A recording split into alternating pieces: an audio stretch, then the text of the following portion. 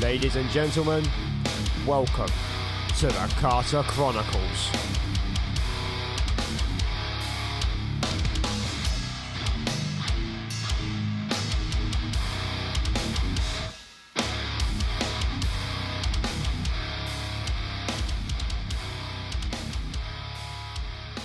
Hi guys, welcome back to another episode of the Kata Chronicles. Today we've got an amazing guest. He's one of the very rare people in London and UK hardcore. He's called a drummer. They're very few and far between, as you know. Today's guest is Mr. Lewis Dow of False Reality. How you doing, bruv? Yeah, I'm doing good. We are a rare breed, aren't we, us drummers? Yeah, I know. I'm looking for one right now. Oh yeah, I saw that message. Yeah, I guess it must be because it's a very expensive instrument to play, and you can't just, rock up and put a drum kit in your bedroom and make noise without annoying a lot of people.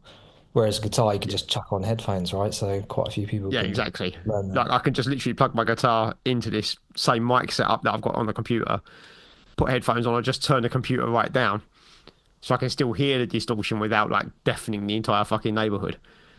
Drum kit, not so easy to do that with. No, no, and even the electric kits, they're kind of like they're expensive.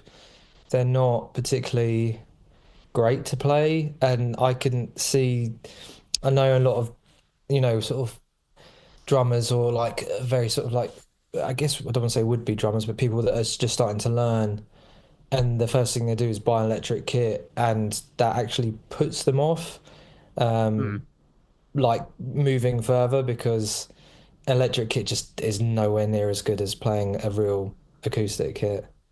I mean, obviously, I'm not a drummer and I've never pretended to be one, but when I look at an electronic kit setup, like the way where all the pads are, Yeah, and then I think about an acoustic setup, I'm like, does that not just teach you bad habits? Because the snare pad's nowhere near where your snare drum would be on an acoustic seat. You've got the floor tom's nowhere near where the floor tom would be. So learning on the electric kit where everything's kind of in a straight line there, I'm like, well, that's not where it's going to be.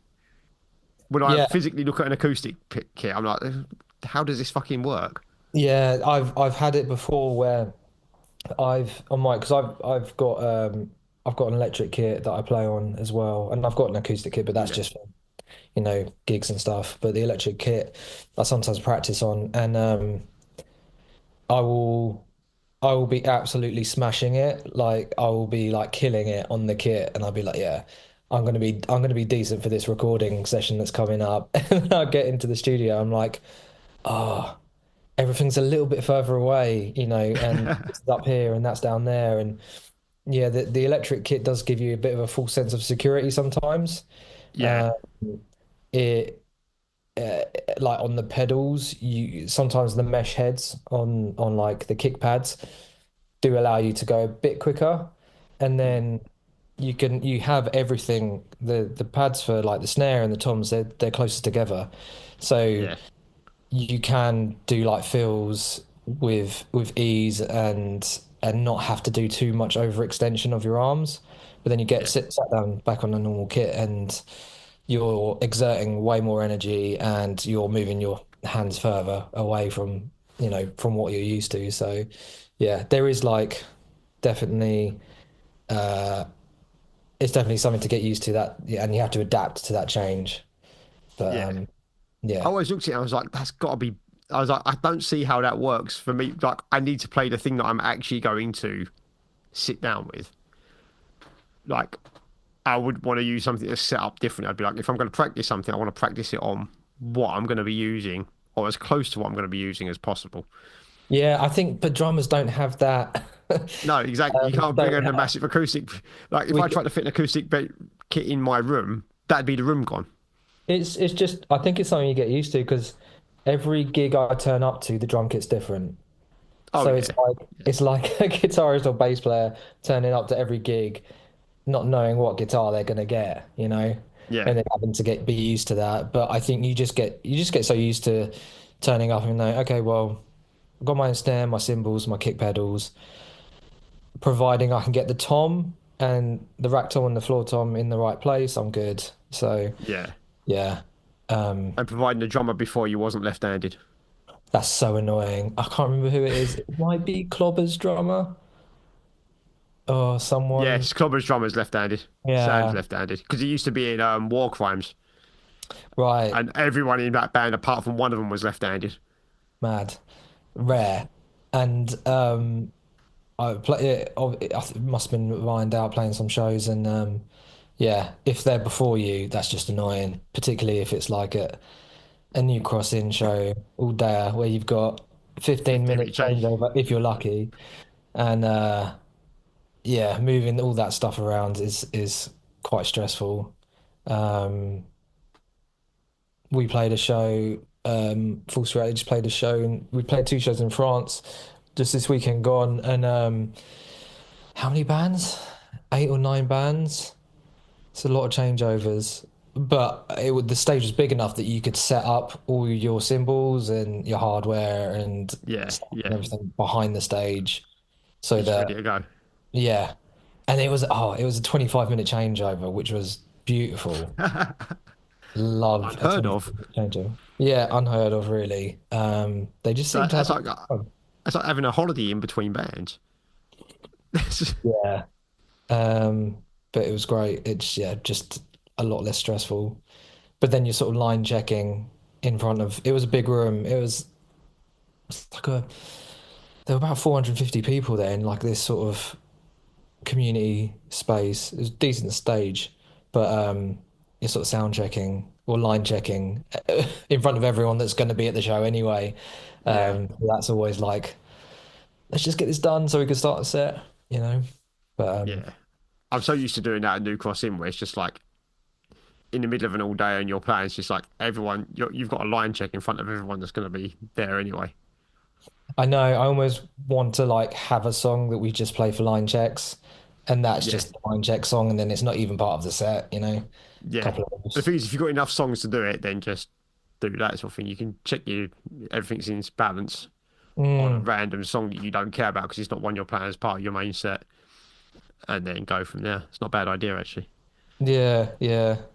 Was Uh, was you aware of Dave getting hit with a rubber ring? it's funny you say that because I was like, I was playing, obviously, and I usually look down or to my left, or I'm rarely looking or aware. I can sometimes see the crowd, but you know, usually it's quite blurry. The whole thing's a blur generally. Yeah, And then because I'm just sort of like in the moment playing and just like making sure I can be as tight as possible, so it doesn't. I don't usually look at people, but I do remember just like. I think Ferg went over to Dave. I looked over and then Ferg went over to Dave and I just saw this inflatable. I was like, that's weird. Something must have happened. And I thought Ferg had chucked the inflatable onto into the Dave. crowd. Yeah, well, onto Dave. I thought that had All happened. right. And then and then they were afterwards they were like, yeah, did you see that? I was like, no. I saw the video footage because Ferg filmed it. Yeah. And yeah, what a shot. That was at the end of at the end of the set, we were in like the green room area, and then the drummer for Hard Minds came up. He was like, "That was me. I did that." I was like, "Oh, okay. Yeah, that was a really good shot." I was like, "We got it." Camera. I showed him. He was like, "Yeah." That's like the Um, thing. I think Ferg's the only person that got it on camera because all the other footage I've seen shows the inflatable bouncing around in the crowd, but then you don't see any of it go forwards in towards the stage. There's just Ferg's shot of it come flying over. I kind of feel like I was afterwards. I was thinking, like, should we just like bring an inflatable tire to every gig, and then it might become a thing. Try and Put get a Dave target on Dave's fucking cap or something. Be like, right, if you can hit this, you get your money refunded for the show or some shit. free LP, but he took it really well. So um, I yeah, think I think from what he was saying is like if the set hadn't been going well, we might have just been like fuck this and walked off. But the set I was going know. well, so we just kind of laughed it off. Sort of thing. Yeah, and the crowd were just like, I'm pretty sure like I heard a really loud cheer when it happened as well. Bullseye. But yeah, that was quite a funny moment. Rare is rare for those things to happen where a band member gets bullseyed by like an inflatable tire. I mean, if it'd been like an inflatable ball and just smacks him on the head or something, you'd be like, all right, fair enough, that's par for the course sort of thing and them sort of things. But like to actually land over his head, I was like, ah, okay. The what I saw at Bloodstock this year, I saw Hatebreed. They've got like a massive inflatable ball that they bring onto the stage and then chuck it into the crowd. And Right. yeah, that's pretty fun to watch that bouncing around. I think it ended up in like the artist dressing room area, and like everyone's just trying to get back out into the crowd. But yeah, it's cool for a bit of fun. I think Drain have inflatables as well, and Yeah, I um, think there's quite a few of the sort of younger hardcore bands doing quite a bit I've seen lately. yeah, I feel like I saw Parkway Drive do it as well years ago. Years It ago. seems to work at like a big festival type thing, I think. Yeah, it's Because definitely a obviously, yeah, festival. Yeah, I you've mean, got the doing that in the space to do it. underworld would or New Crossing would just seem stupid, really, Daft. wouldn't You only got it? about what 15, 16 rows of people max before you hit the bar at the other end. So Yeah, makes it easier to hit Dave. he's gonna fucking hate us for this because he's now I gonna know. become a thing just because we've been talking about it. Just gonna taunt I'm him every gig by like just blowing one up in the corner of the room before the set. I'm gonna get a message over fucking Instagram, be like, right, you fucking prick, edit that shit out. I guess for anyone that's not doesn't know what we're talking about, there's we'll probably put a video up on our Instagram of Dave getting hit by an inflatable tire at some point, And he's gonna be just for off. context. Yeah. So you, as I believe, you work for Nuclear Blast these days. Yes, So that's you right. work for a pretty big metal record label as well. So how do you find? Do they deal with hardcore that much as a label, or is it more? Yeah, not loads, but Terror used to be on the label, Madball on the label, um, Hatebreed, and there there's also like a label imprint essentially Right. within Yeah. the blast called Sharp Tone, and Sharp Tone they tend to take on like younger bands that don't have as bigger audiences, or they might be more Yeah. like a developing level. And there's a lot of the signings happen in the States, and there's a band like called No Cure, which are like a I guess a death metal inspired hardcore band, straight edge. And then there's Foreign Hands as well. I guess they're kind of more in like the metalcore space, like a Poison the Well sort of thing. Yeah. Yeah. Um, but yeah, it is generally more on the metal side, but things are So I start. think of Nuclear Blast as like a metal, like a probably more of an extreme metal a lot of the time Yeah, that's right. I than what mean, I remember them it, for. it definitely has been that. It's still extreme. I think there's, you know, we've got a really strong A&R team now, and there is sort of like a shift, and there's more like leaning towards um, I guess more like a more modern approach to metal. Yeah. When you think of nuclear blast, you could the previous years, maybe like sort of 5, 10 years ago, you would think that it was, you know, quite traditional metal bands that are Yeah. on, you know, like symphonic metal or power metal. Um, so like traditional space metal, and then like the big acts, you know, the Machine Heads, uh, the Sepulturas, exact bands like that. And then Yeah. and like things are sort of changing now that as you know, new people come to the company. We've got a guy called Nathan Barley Phillips, and he ran a label called Basic Records. Okay. Um, and that had you know, 10 years ago had a lot of like the sort of they were sort of on the forefront of signing a lot of progressive metal bands, a lot of gent as well, Right. Yeah. quite technical stuff. But at the time, that was pretty new, sort of like in the mid to late noughties, and you know going into the Yeah. Yeah. 2010, Yeah. that sort of era. There's a lot of cool stuff happening in that scene, like the tech metal, tech fest sort Right. of scene. But anyway, he came into Nuclear Blast, and there's been like kind of like a shift towards like looking for the next sort of modern metal bands. Yeah, So it's really interesting. There's a lot more varied roster. You know, we've got Higher Power, for example, yeah, but then we've got a Hammerfall, who are like, you know, yeah. a I band that remember I work Hammerfall. with.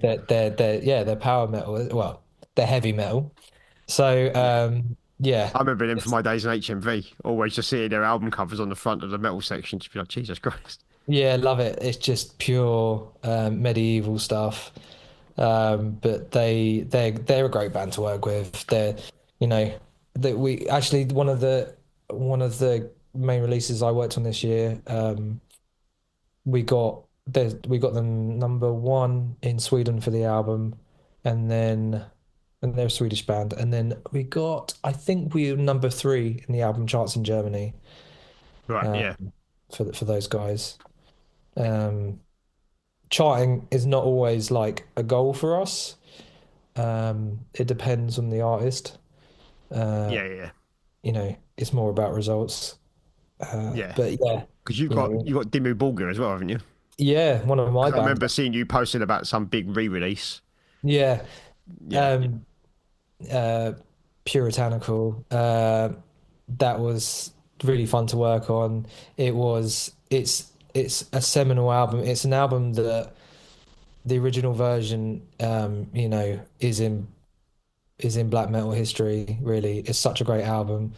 Um, Is but they that the want, one that's kind of the dark blue cover with the woman's torso on the front? that's right. Yeah, that's the version. Um, the the original drumming, Nick Barker did the drumming on Yeah. the album. It was very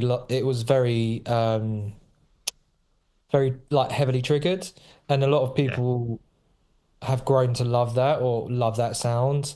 You know, like the drums sound like they're the drums from EastEnders, and like it's really like 90s Elisa's sound to the Yeah. drums.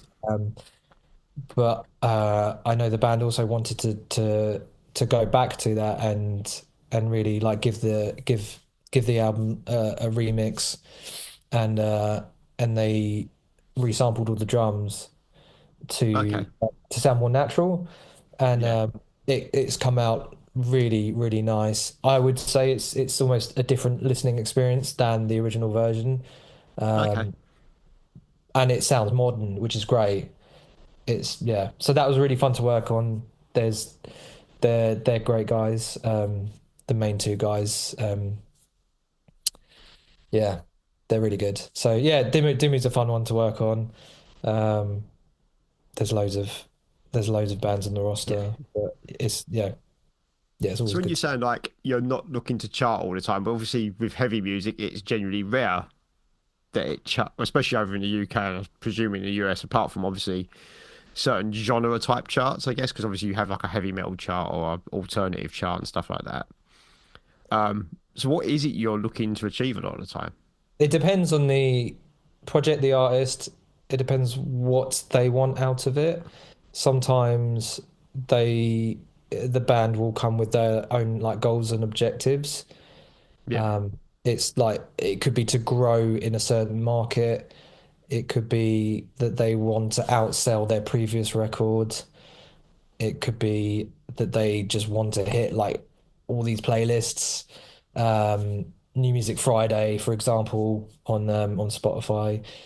There's or it could be to grow their socials and then pit them at a certain level in comparison to other bands.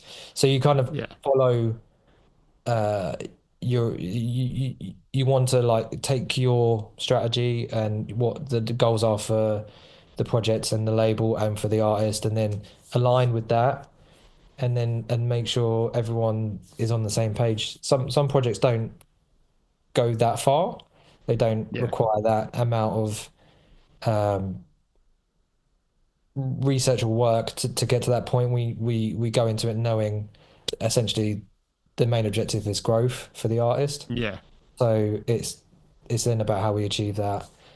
Um, Often it's a marrying of what their tour plans are, what they're doing on the tour, and then how can we serve the artist's release to like maximize on the fact that they are playing. So, for example, Bleed from Within, one of my bands, they're they're going from strength to strength at the moment. They've really like gotten on some amazing tours. They do really well, in Europe, and they're sort of breaking into the US market now. They're currently on tour with Slipknot, so Right, yeah, they're doing Europe, they're now in the UK as we speak. So it's like December 17th. yeah, They're currently in the UK doing the rest of the tour. And then next year they go to America to support Trivium and Bullet for My Valentine. These are kind of the best opportunities for a metal band to get in terms of yeah, support tours. I, yeah.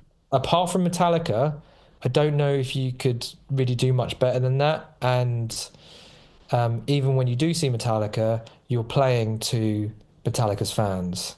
I was gonna You know? say like it feels very much like because I remember when I was a kid, I'd go to like metal shows, like Yeah, full on metal shows all the time, and most people weren't there for the supports unless the support was like a band of a sort of slightly lower but kind of equal almost billing. Like if you were seeing Machine Head and Fear Factory, fair enough. But if you were seeing Machine Head and a newer band on Roadrunner, a lot of people weren't paying attention to the opening band, like the first couple of bands. You know what I mean? They were just like, yeah, I'm here for Machine Head, that's it. And I feel that's the case every single time with Metallica.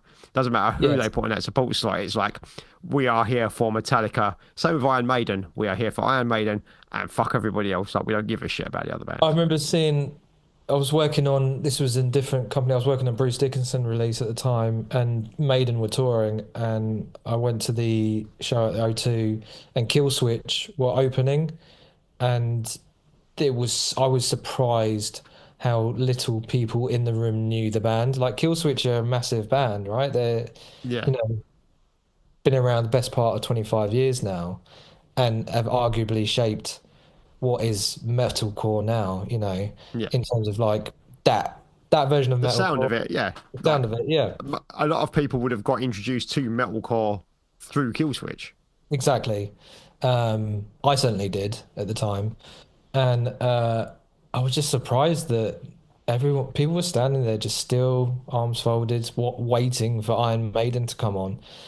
Yeah, So the there are obviously huge benefits in playing to those crowds because they are seeing you and you're getting to play that. Maybe a Metallica crowd would probably be more open. One of the bands at Sharp Tone, uh, called Unpeople, they had literally released just 3 or 4 songs, and Metallica were aware of their music. A band pulled out of opening for Metallica. I can't remember where it was, somewhere in Europe, and they asked people to join them on stage. And that is nuts for a band to have like not yeah, even an EP out to then be able to support Metallica. It was, yeah, unbelievable. yeah, Um, but yeah, I think you're right. With those, the bands get to certain sizes where they are stadium bands, and yeah, probably people are just there to see the stadium bands. yeah. Whoever I else think is it's a bonus. almost at that level, it becomes like a pop act. It's Yeah. like Oh yeah, yeah, yeah. you've got to that point where like if you're going to see, I'd argue the same can happen with Slipknot when they're playing like big stadiums well, at this or big arena shows at this point because for the most part people will be there to see Slipknot. But That's true. I it's do. almost like to me, I look at it as like if people are going to see, I don't know, the fucking Spice Girls, they're there to see the Spice Girls, and whatever pop acts that the labels shove on underneath them ain't gonna fucking matter. So Yeah. I think maybe a Slipknot crowd. a little bit more open-minded. Yeah, yeah. I'd say so. It's hard to know. I'd say I'd Goes say to that's show possibly on that. because the crowd's younger Mm, and like the Slipknot fans, like the people who got into them as kids are probably my age or a little bit younger. Because I mean, that first album, well, the first proper album came out in what 99. yeah. So I was you take 25 years off my current age. So yeah, I was 20 years old when that came out, 2021 when that came out. So you're looking at people that age group and slightly younger would have seen them on them first shows and stuff, and remember how they would support acts for bigger bands and things like that, and be like, well, we loved Slipknot, but like we remember how they got reacted to, and it would have been we would have liked to see the older crowd get into them or whatever, and so they now give that benefit of the doubt Hmm. Yeah, to definitely. smaller bands. But I don't think you really get that with a Metallica crowd or certainly not a Maiden crowd. I love I mean, Maiden, but yeah, I feel like Metallica were always a stadium band because they have since, I mean, since I was aware of them, they've always been that band. Slipknot, yeah, like you say, I was 14 when that first album came out. Um, I mean, I went to see them at the Astoria on that first ever did you? UK show. That Yeah, I was was at that. I got they free recently. tickets to it from HMV. No way. They I think that's the anniversary of that came up the other day because I saw Kerrang and Metal Hammer post about it. Paul Yeah, Harris, the photographer, I think like, it was December 10th, all right, if my brain serves funk is serving me correctly. yeah. December 9th or December 10th, around that sort of time. Mm, Um, but yeah, I was working for HMV at the time, and we used to have like a ticket office thing in the HMV I worked at on Bond Street. hmm. And there would always be these things of like, oh, if we've still got a couple of tickets left, if there's staff or whatever, they'd staff compass. And I was just like, kind of knew the album, didn't know a great deal about it at that point, but yeah, got a couple of tickets and was like, yeah, fuck it, I'll go along to that, whatever. Same What with did you think Linkin of the Park. show? I really enjoyed it, but there was a weird tension in that building before, because I think everyone had heard like they were crazy or violent or whatever on stage, and there was this real sort of when you walked into, there was a real atmosphere of like everyone was kind of had this sort of nervous energy about them. It was really like I'd not at that point I'd not really experienced that at a metal show. I'd Yeah. experienced it at a kind of like actually that was the first time I knew that 50 Caliber existed as a band. They hadn't played any shows at that point, but I remember bumping into Terry Simmons and Terry Haynes at the show.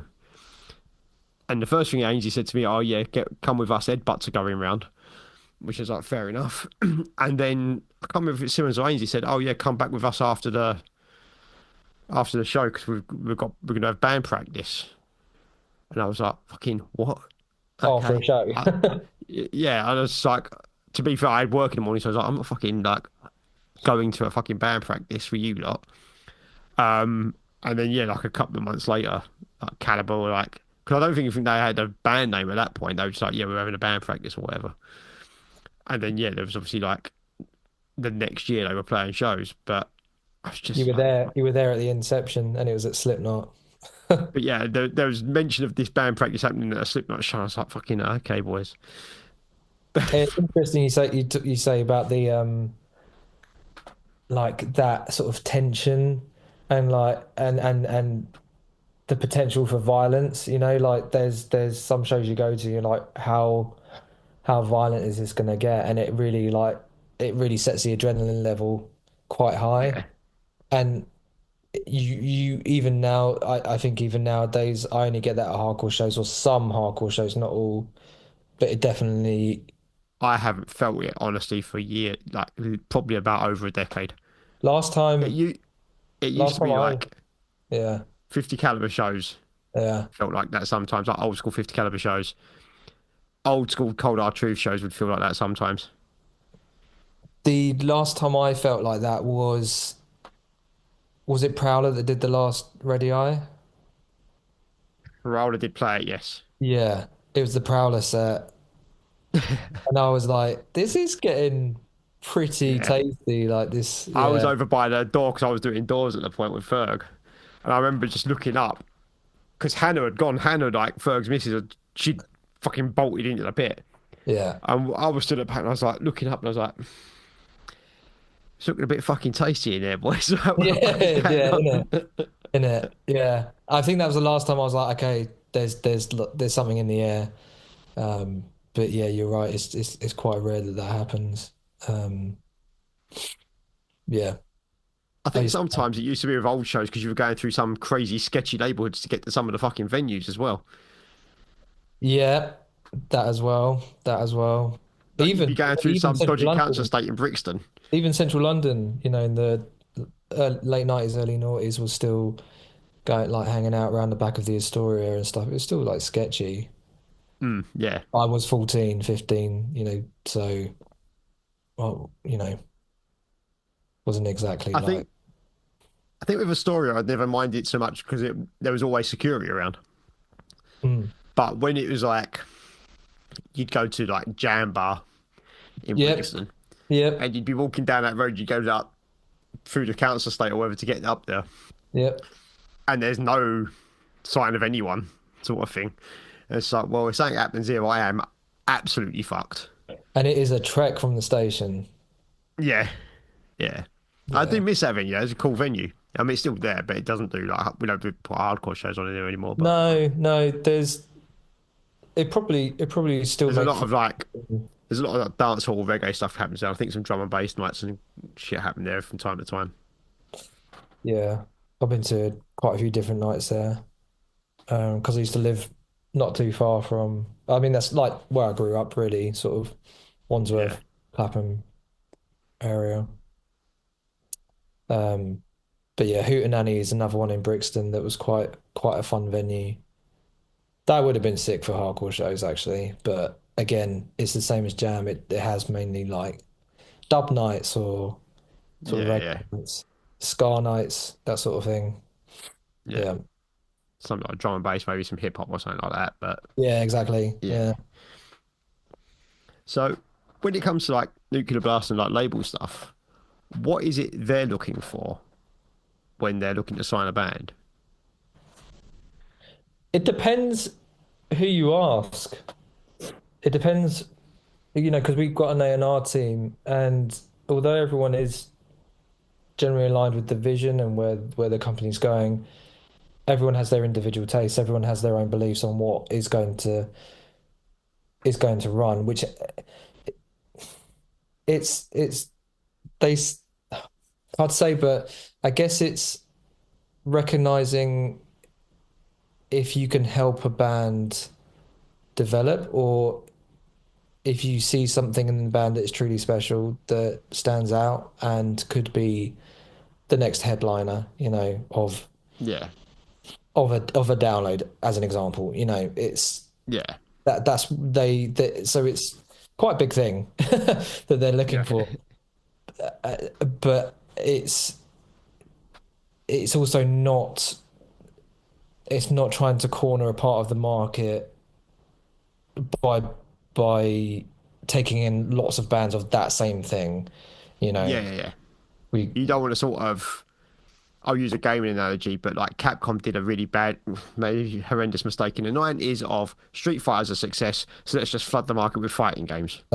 exactly. And it's So just like, no one's the going to keep buying them. like we've got Malev on the label.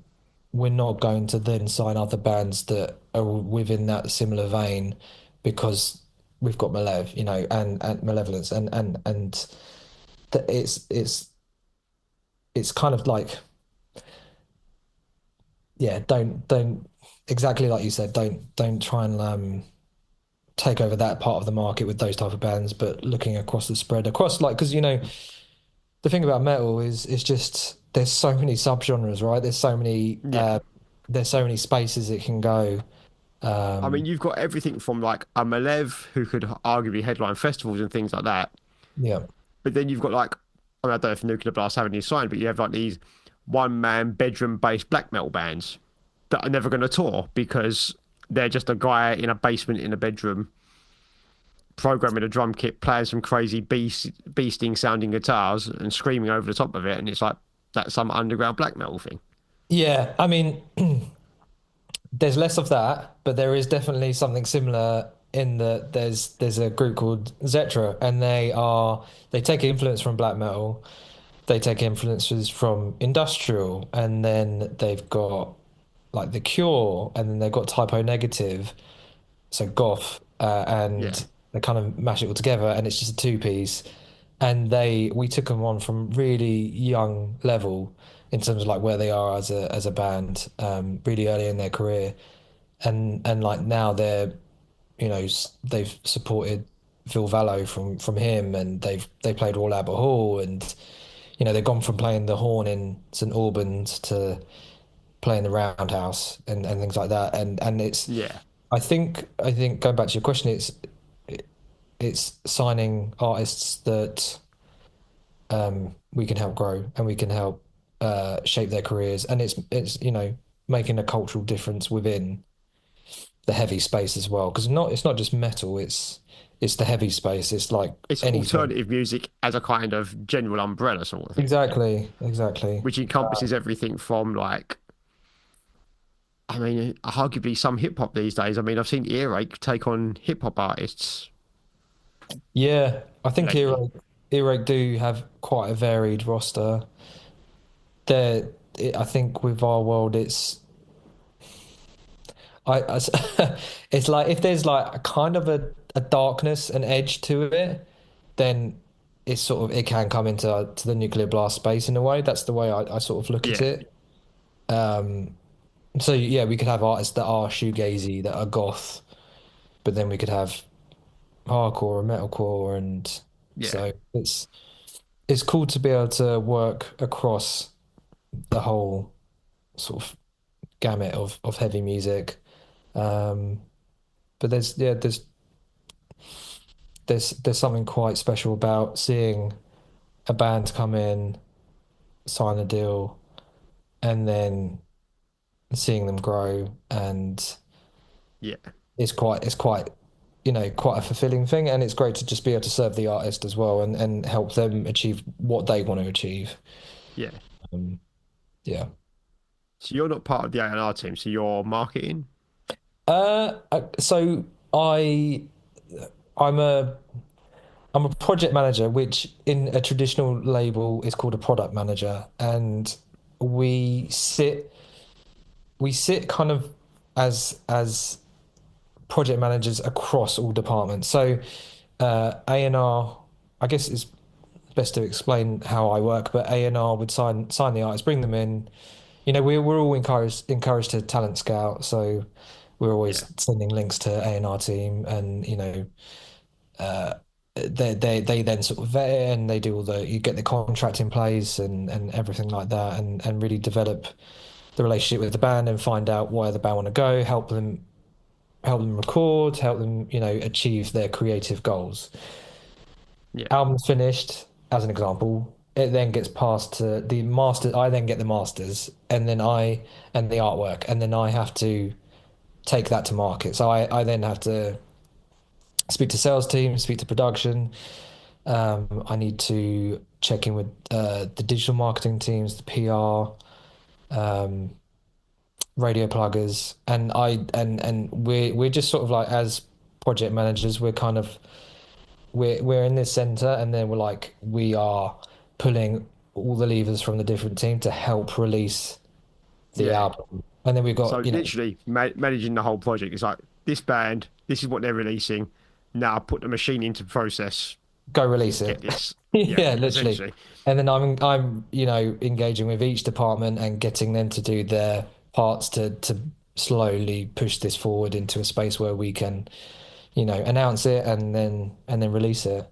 Um, so it's a really unique role, and I've always enjoyed being a PM because you get to see all aspects of the label, even licensing, and Yeah, legal and business affairs and um, finance. You kind of get a yeah. nice view of everywhere. Licensing is always an interesting one with music. Well, just in general, but it's always Yeah. like a fascinating one because it's like how that works. And a lot of people think they understand licensing until like you see them talk about it and you go, actually, you've never worked in licensing or marketing or anything of that nature in your life, have you? You don't know how this gets licensed at all.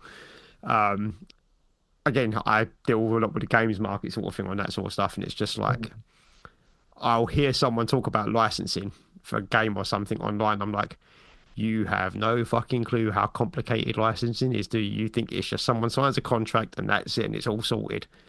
And it's way more complex than Yeah, yeah. I mean, it's essentially a contract that explains the rights, for releasing something, and the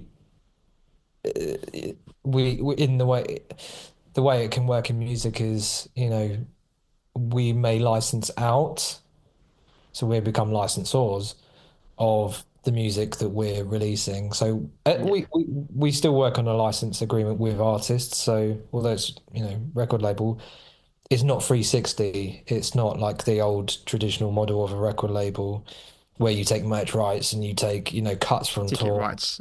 Yeah, Exactly. that You I know, remember when the 360 deals started getting announced for digital rights and everything. Like, it was maybe about 10 years ago. I remember like really hearing like the 360 deals and just like, and people sign that shit. Like that just seems like so out there. yeah, it depends on what how good, because you can still sign a good deal, that's that gives you a good royalty rate, or if the if it's offset with good advances, and Yeah, so yeah, essentially we're licensing for a set amount of time from the artist for that release, um, and then we also can, as we generally hold worldwide rights. There's certain key markets that we may not be able to hit, such as Japan or China or certain areas of South America, that, it's better to have local impact there, and specific local teams there. So that's when you would deal with someone like Ward in Japan, and you will license the yeah. release to those And would guys. you approach them for it, or do they come to you being like, "We'd like to release that in Japan"? It Is works that both ways. yeah, They may show interest, or we just say, with Ward, for example, there is a really strong relationship there, and yeah, they would be interested in most of the releases. But it's not a case of saying you're releasing this. It's more a case of saying we've got this. Do you want to do it? And then they say yes or no. So yeah, yeah, yeah, it works like that.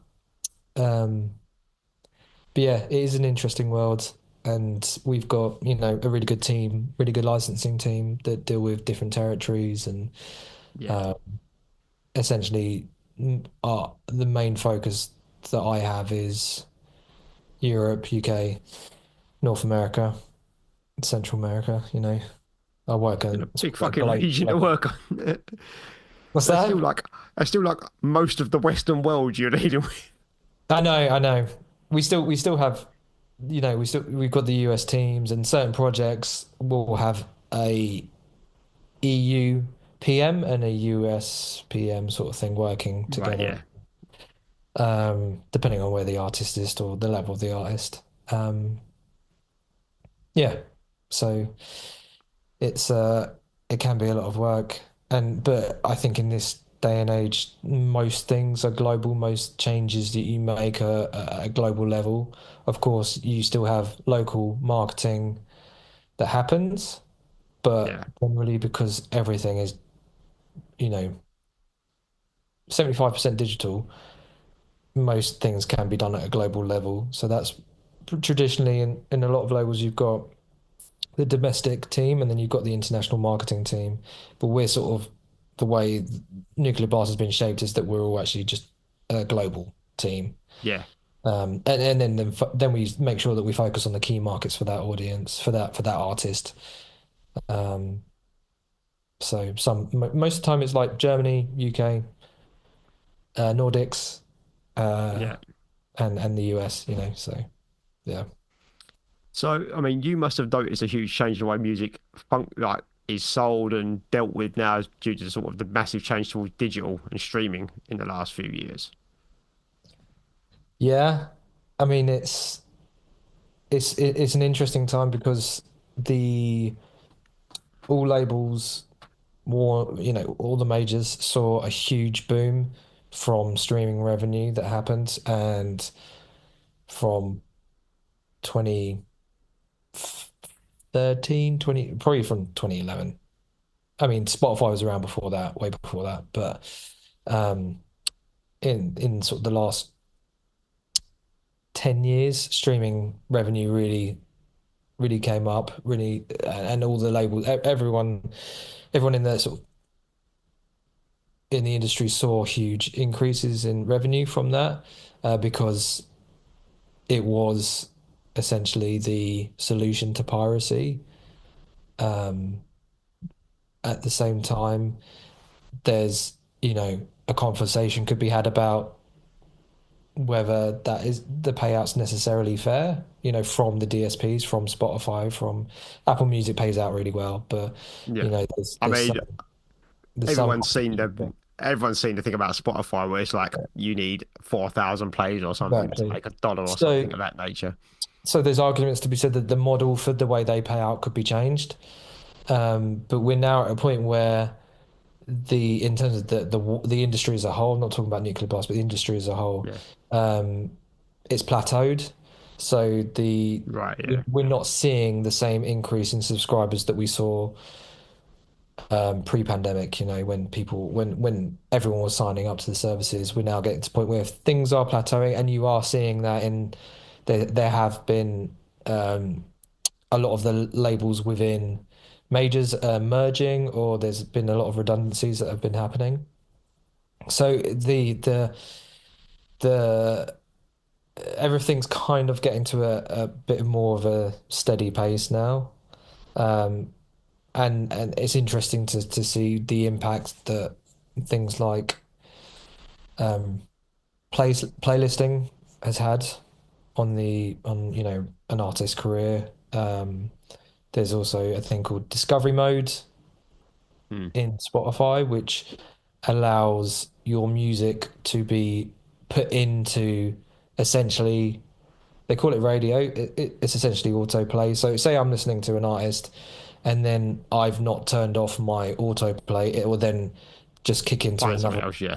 Yeah, so the algorithm. You can sign up to being in this thing called discovery mode on Spotify. To sign up to it, you do change your royalty rate. So the royalty rate lowers for Right. you Yeah. to be added into this thing. Because ideally you should be getting more plays as a result of it. Yeah, Okay. exactly. You're getting more plays, and you can make a there is something quite cool that has been built in Nuclear Blast. It was built by the company we're owned by called Believe. It's called Smart Discovery. You can essentially see whether a track would have been better off financially in discovery mode or out of discovery mode. Right. So Okay. it will always favor the highest, the most profitable option. So does this track go into discovery mode or does it not? Now it is in discovery mode. Is it actually earning more, even with the reduced royalty rate, than had it not been? So there's quite cool systems that can look at that and make it a bit more fairer for the artist. Um, and yeah, so there's not only digital streaming that I've seen change, but marketing changes a lot, and the way Yeah. people release albums, the different things that you can do in DSPs. There's a lot of artists now, most recently, putting an album out, and then a week later or a couple of days later, putting the remix album out straight away, or putting the alternative version out, or adding another song to the album. Um, People are really trying to shock. Like you can do that at a big level. So an artist Yeah. like Charlie XCX can do something like that, and it Yeah. Yeah. creates momentum. It creates hype, awareness, noise. Yeah. As Yeah. much as possible. So there's always new strategies that labels are taking to create more noise, and we look at it and as nuclear blast, and we say, how can we learn from this? How can we take that strategy and apply it? And does it work with the artists that we're working with as well? And what Yeah. is possible? Um, I mean, what is only happened in the last couple of years was that finally, like the heavy music space took from the world of rap, which is to include features in songs. Yeah. We did hardcore and in metal we did always have a couple of features here and there, Yeah.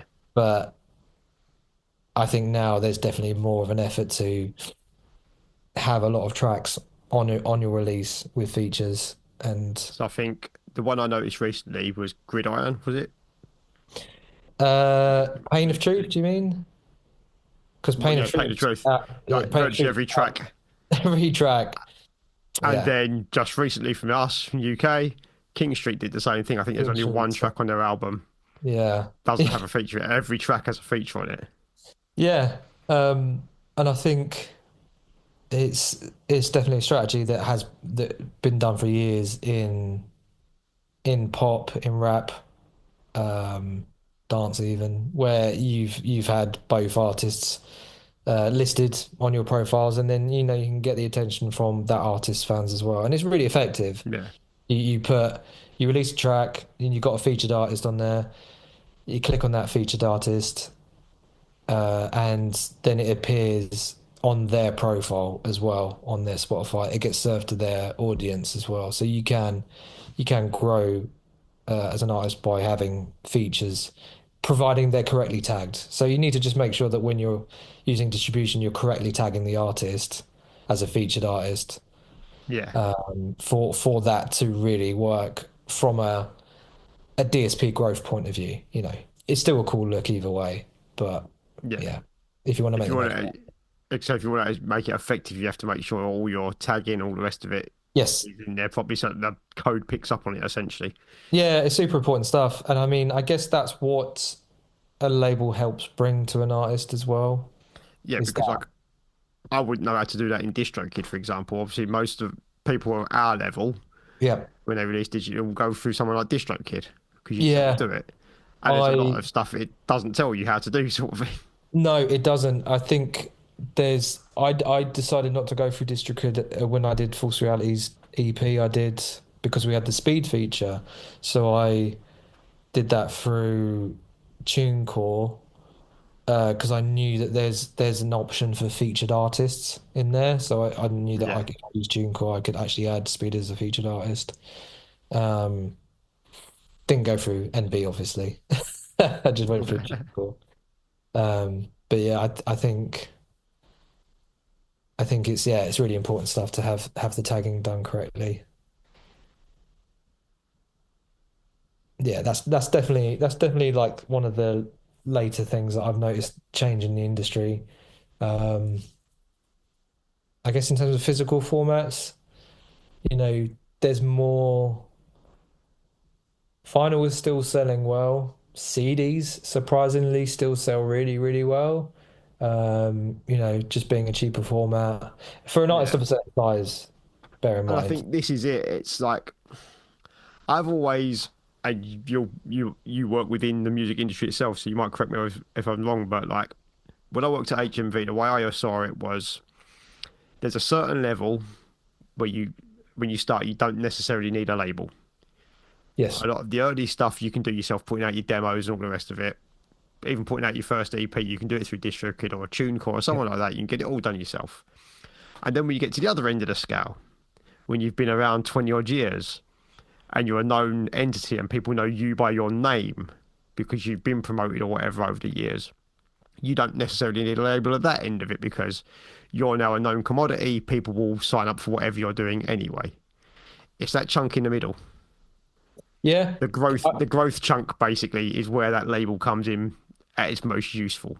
Yeah, I'd actually argue even when you are at that end point, when you are at your peak and you think you don't need a label, I still think you do need a label because the amount of work that goes into if they're that a level of that sort of stature, they need a distribution team.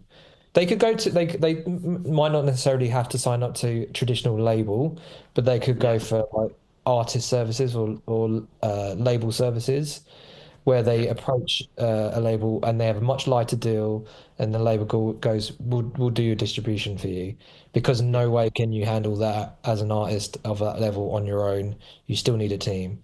So I still think even at the end at that, for the higher artists, they still rely on those expertise to help put it out. You might have your own marketing yeah, team, you might have your own connections and be able to get, all the press that you want to get. But I think when it comes to the nuts and bolts of releasing music, you still need a bit of that team there. And yeah, absolutely in the middle as well. Artists that are midpoint in their careers, they definitely need That it's, growth thing is where a label is going to really sort of take you from the guy that was releasing demos yeah, on Spotify and maybe getting 1,000, 2,000 views or whatever, listens a year or whatever. They're the ones that are going to be able to push you onto them playlists and things like that because yeah. doing that for yourself, it's not exactly sort of well revealed to you how to get onto these playlists and stuff like that. It's like, well, no fucking clue And how to do that. it never is really truly revealed. It's always a bit cloak and daggers, a bit smoke and mirrors, a bit like, you It's know, how the industry keeps itself who alive. who are these people behind this playlisting door? But, essentially it boils down to relationships uh and building those up. And I guess that's what people do expect from labels like Nuclear Blast is, oh, I expect to be on the all new metal playlist or the kick-ass metal playlist on Spotify and best new metal releases as an example. So yeah, there is that expectation, and you're not always guaranteed it. No. So when I release something with, you know, an artist in Nuclear Blast, when I always create a pitch for every single that we put out. There's a pitch, and then for every album, there's a pitch as well, and that goes to our editorial marketing partnerships team, who then um, have that in between, the direct contacts Yeah. at the Spotify's, at the Apple Music to then facilitate getting on those playlists. So there is a there is a lot of work that's done there. And yeah, getting on them is not always straightforward. You need to have the right team. You need to have people that are well versed in like alternative music as well, particularly if it is metal Yeah. hardcore. Um, yeah, and you just need to know the right people. But I guess that's what you go to a label for. Um, yeah. It also, yeah, I realized like how industry I sound. Oh And no, I but it's one of the sometimes I reasons I kind wanted of you on here because I knew you knew the industry far better than like anyone else. Especially like when I'm thinking like, a lot of the listeners of this podcast are young kids or like not so much young kids, but like people that are into like the UK hardcore proper underground side of it. And it's that how do if I wanted to, how do I grow that band? How do I do something with it? And obviously you're in the process of growing a band yourself now with False Reality. yeah, Like they are a year and a half, 2 years into being a band. yeah, And you've played a hell of a lot of shows. As you've put in a lot of yeah, work to get to where you're at now. yeah. But I'm assuming a lot of what you do in your job helps you with lessons that you can take into how to help False Reality move forward. Yeah, I mean, I think it's also because because I've been playing probably since 2001, I reckon, in bands. So like 23 years of doing slogging in it. Yeah, That helped shaped my initial knowledge of music. And then yeah, then I actually joined the industry. I used to work in IT. But then I found that I had skills that would allow me to go into marketing, which then led me into music. And yeah, then and th it's the experiences of having the early days in the band, the label stuff, that does help inform me, like on certain things. It's still all we still all decide on things as a group. We still try and agree on stuff and talk about things, and it does help having um certain areas that I could maybe provide some insight on or advice on. yeah, But we're still like such a young band, and we're not even at that level where the conversations that I've had at NB really massively apply to what we're doing just yet, or yeah, yeah. But I mean, it has helped dealing with our label, Hassle, because they'll ask for something. I'll know exactly what they need and how to get that. Or like yeah, yeah, publishing, for example, signed up with publishing, and I've never done that before in any band that I've been in, but the opportunity came up, and I thought, well, why not? There's no point not signing up to publishing because they're doing a lot of work for us, and it's an extra bit of income that we could eventually get. You know, who knows what that will look like. But publishing is definitely an interesting one, which I would advise all musicians to sign up for. You know, if you're really active, you've played lots of shows, um, if your streams are starting to pick up, if you m might get a couple of like interesting radio plays, then um, it's definitely worth looking into publishing because that there's money sitting there Yeah, that's I was not about to say, explain to some people what the publishing side of things is, because there's going to be publishing. some people who have no idea what it is. Yeah, so publishing is essentially the songwriter's royalty for creating a composition. So you could be a band that you could be a songwriter that's written a song and you don't see any money from it because you're not in the band, therefore you're not seeing the sales royalties, you're not seeing. So they decided to set up this thing. They set up publishing, which meant that the songwriters should also get paid for that music.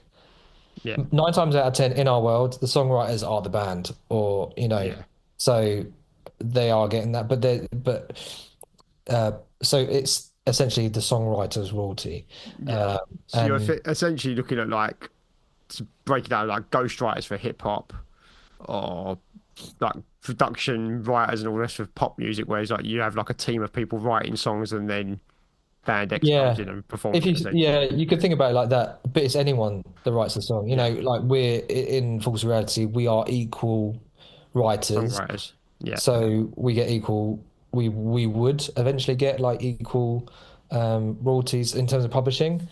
yeah, Um, that I think that and you can get that for live performances as well. So you can get anytime the label would sell an album, there's a percentage of that money from that sale that's separate to royalties that goes directly to publishing.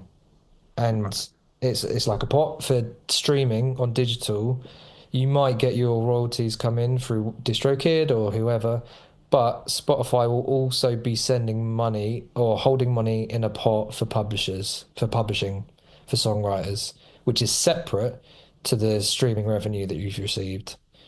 So it's another pot of money that is there for the songwriters.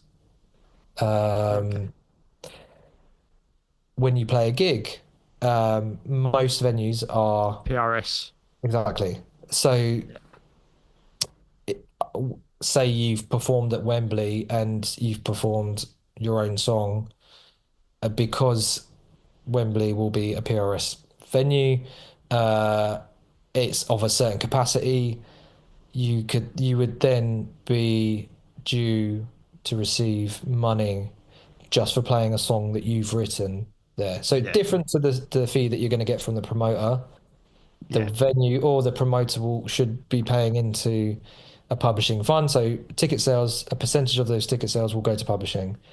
That's essentially yeah. your money, you know. So Yeah, because I remember as a promoter, like there'd be some venues where we had to pay for the venue, you paid any tax or whatever, but you also paid PRS on mhm, top as the promoter. And that exactly. meant the venue was covered so that if anyone presumably did a cover song, that Or no, or their own song. If they're songs, signed up to publishing, if it's registered, okay, if they've registered their own songs, they could claim that, and be, owed okay, money. yeah. So Yeah. therefore, like if I'm on stage playing with Proven, I'm playing Proven songs, there's a chunk of money that's put aside for me Yes. that we can claim as a band. Okay, Yeah. Via PRS. yeah, Yeah. that's I guarantee 99% of people like in our Yeah. music do Yeah. not know this exists. No. But No. most of them have been promoters and probably paid a PRS license. Yeah. Um, it's all there. Like we're all owed it. The payout is dependent on the size of the venue. So the bigger the venue, the higher the, Yeah, yeah. Obviously, yeah. yeah, yeah. If you're Because paying like a 250 cap venue, it's either be zero or very little. yeah, I'll let you know because we're there's certain venues that it doesn't even come in. Like it could be anything that's below 150 might Yeah, not be considered for this, but if it's like an Underworld or probably a New Cross Inn, yeah. maybe it would count. So Yeah, we're so New Cross Inn's about 350, I think, it 300, is, 350 yeah. cap. Which always which always like scared the crap out of me. I don't see how that venue's 350 because it's doesn't feel Because 350, you know? no, it's because they count the downstairs space and the downstairs Yeah. bar, Yeah. and it's like yes, but at a show, most of the time that bar's shut off downstairs, apart from the bit by the toilets, and all that 350 is upstairs, making the entire fucking floor shake. That I can't remember what gig I was one of the many gigs, just going into the toilets and just like looking up in the middle of someone's set and seeing the ceiling just like I put my hand up and I could feel the ceiling come down and up again as people were jumping up and down. It was yeah, it's When pretty we scary. had, I went to the toilet while we had Archangel on, Mm. and that was just like the whole fucking bar downstairs was bouncing up and down. I was like, nope, don't want to be down here for too long because like that's gonna fucking come down on my head now, my luck. Yeah, I feel like yeah. Yeah, I feel like I mean, I'm sure it's fine. I'm sure someone has checked it and they're reinforced and you know, it would have gone by now, do you know what I mean? you'd think so. I mean, Yeah. the sheer amount of shows that happen there these days Yeah, is yeah, mad. it is, yeah. Like Theo's done a really good job of turning that into like almost like the go-to venue for London, especially for hardcore these days.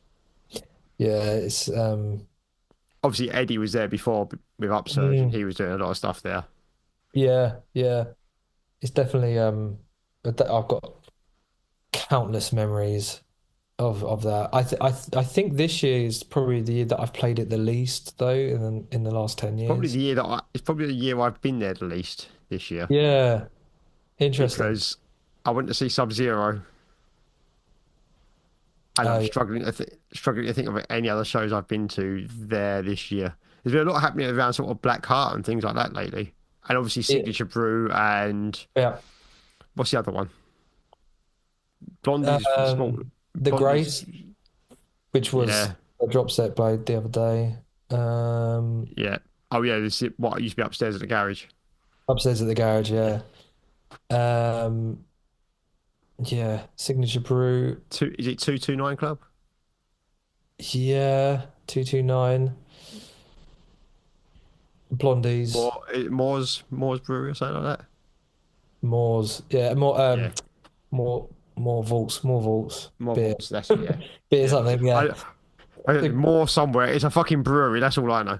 Yeah, yeah. Done two shows That there seems to be now. that seems to be a weird thing lately. Like breweries putting on hardcore I shows. know. Funny, we played our first French show was on Friday last week, and we played in a brewery as well. And I was like setting up all my kit and my cymbals and stuff and warming up next to like a tank that just had like very smelly beer in it. Um, and yeah, it smelled like the brewing day when I used to live in Wandsworth next to like the Young's Rams Brewery, and you could Yeah, always yeah, tell yeah. they were like brewing the beer that day. You had like a primary school running around, and then you could just smell this stink. Horrendous. Yeah, it's a very natural smelling beer. But yeah, that backstage area smelled like that. It sort of brought back memories. But yeah, lots of yeah, the signature brew. Is it? There's one room that's pretty big. I think it might be 200 cap, maybe. I went there to see King Street and Nine Bar. Is that the one with the low ceiling, or there's one where you've got I've super only high been to that. ceiling? I've only been there once. I don't remember it being particularly high or particularly low. Just sort of meh. Yeah, so But there's it wasn't. It's if it was low ceiling, it wasn't so low where I'd be worried about swinging my arms around. Let's put it that way. was it Haggerston? Was it that Yes. one? Yeah, Yeah. so there's one in Black Horse Road that as well, Walthamstow that looks really. really big. I've not been to either of them yet. How was the show at um Yeah, it was really good. Like I was really enjoyed the venue. I was pretty sound.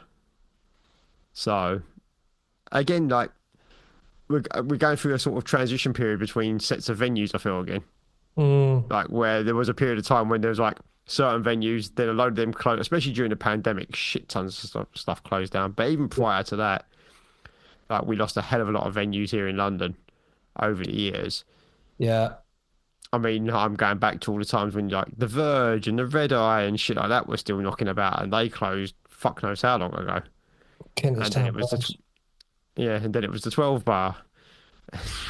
Yeah, have you been to Lower Third? Yeah. You know the venue that's No, nope. I mean, I've seen photos of it. I think I'd break down into tears if I walked down that area. I was it? It was maybe a year and a half ago. I was before I became really, really busy with lots of band stuff to do. I was thinking of putting on a show there and went down there with Gino just to have a look at the venue. And it's a cool venue. The but I walking into they I think they brick by brick reconstructed the live room. So Yeah, you can go into that room. It all of the interior bits are taken out, but you can see the original brick wall around it. yeah. You can go in there but it's a cocktail bar, the vibe of it is all already different. Um, and I've seen loads of shows started happening at Lower Third now. Um, I do think it could be cool. It's a wide room. I think it would be interesting to see a hardcore show there with a wide stage, I I, imagine the release on like renting that out would be fucking astronomical though. no, it's not. Because I looked Oh, into it, it's really? actually really affordable, really Oh. affordable. Because that was So always the fear was that they were going to take that venue over and anyone wanted to like use it, it'd be like, oh, well, it's like silly money now to fucking put on a it's show there. not. It's quite decent. I had quite a few conversations about what that would look like, and then there was also you know, if it was something regular, they were really interested in doing something regular, and they knew about the history. They appreciated the history of what was there, but you know, They don't want their toilets turning into 12 bar toilets. it's gonna get mad stuff, isn't it? Where do all these smokers go? And there is a small space, but yeah, Because can you get from it into the alleyway like we used to? yeah. So you enter in through the alleyway Okay, so that's the front entrance to it now. in a way, yeah. So it looks like there's multiple entrances. There's entrance through that cocktail bar, but then there was which does lead because it's all part of the same building, so it all leads to the Yeah. same places. But then you can actually go from the alleyway, which is Outernet now. So the bigger building is now called Outernet. Because out is that where you come out of the station? You've got that big, massive sort of display That's screen right. thing and all that Yeah, kind of yeah. shit going on. So that's a music venue as well. Yeah, Um, but yeah, you walk through that, then you get to the alleyway, and then you can get into the venue. Um, but yeah, some people really like the venue. But I don't know. I haven't yet spoken to anyone that did go to the 12 bar shows back in the day that has been back to that and been to a gig there yet. So um, yeah, maybe chance it. Try putting a hardcore show on there and see how it goes. I haven't got time or the money actually at the moment. But I'd love to see a show there in our sort of like space, really. I'd just like to see some really sketchy show happen there, like Stout or something come over and play there. Yeah. Something Yeah. that's going to go absolutely fucking mental and kick right off and just see what their staff's reaction to it is and like, what the fuck is going on here? Yeah. When I was talking to them, I was like, it's gonna be a hardcore show. And she was like, yeah, cool. I was like, have you been to a hardcore show? I was like, I just need to check that you're okay with what happens at hardcore shows in this venue. She's like, yeah. I was like, okay. Is Uh, that sort of double check? Are you sure? Like by hardcore, I don't mean the sort of EDM techno happy 90s hardcore of the dance. late 80s. Yeah, Like, yeah, I mean like hardcore punk metal type shit. yeah. Like, I think I mean, they were all pretty like clued up on what came before it, you know? fair So, enough. yeah. The thing is, like, you Um, have to give them the benefit of the doubt because you don't know. You know what I mean? It's very easy to look at someone and go, "Oh, you don't know what the fuck you're talking about. You're in this nice new posh venue, blah blah blah blah blah." yeah. And until you've had a conversation with someone, you don't know if they know what our scene looks like or anything like that. And they might be very aware of us. I just remember being quite surprised how favorable the um The pricing was. yeah, yeah, it was decent. Might be something to have a look at some point. Yeah. I'm not saying I'm getting back into promoting or bringing back Rocky Eye. There's Fuck a that. couple of venues that I think would be really cool to see. There's one in Camden called the Forge, or it's on Camden High Street, in between Mornington Crescent and Camden. You know that road that goes in Yeah, between yeah. Mornington Crescent where Coco is and Camden Tube Station. There is a venue off one of the side roads called the Forge, and it looks like it could be a really good room, but they mainly do club nights there. Um, I don't, So they might not have any gear there. yeah, or just they might not quite be happy with a proper full out gig there, you know, Yeah, yeah. in a hardcore show, unless it's like, you know, a sit down hardcore show. They look around and like, someone's just lost several teeth. What the fuck is going on? Yeah, we didn't expect this. Yeah, I mean, I often wonder if many of the venues that we first started out putting on shows on, when they first saw what was going on, were probably like, why did we allow this to happen in the back room of our pub? Yeah, Yeah, yeah, because that was a lot mm, of it as well when we first started. It was like, the back room of some fucking bar in some part of London, sort of thing. Like, yeah, we rent out like the fucking ballroom bar backspace area that you normally use for like parties or for shit like that. yeah. It's sort of like those spaces thrived dependent on the main like venue booker. So like in I remember like the Kingston Pill and then the King's Head in Fulham. These were all like venues that would play like Yeah, like hardcore shows or heavy shows like metal, new metal, whatever. I But they're remember all Kingston run Pill by quite a bit. like you know they're all punk guys, like old punk guys that would run it, Yeah, and they would be like absolutely happy to have whatever sort of you know mess that's going on in terms as of long as the it put money behind the bar. yeah, you I know, think that's most venues. Most of the venues I ever encounter is like, do what you want as long as you don't smash the place to bits that we've got to pay for it and there's money going behind the bar. yeah, We don't really care too much. yeah. It's why when people were booking them, and look, I get straight edge is a massive part of hardcore.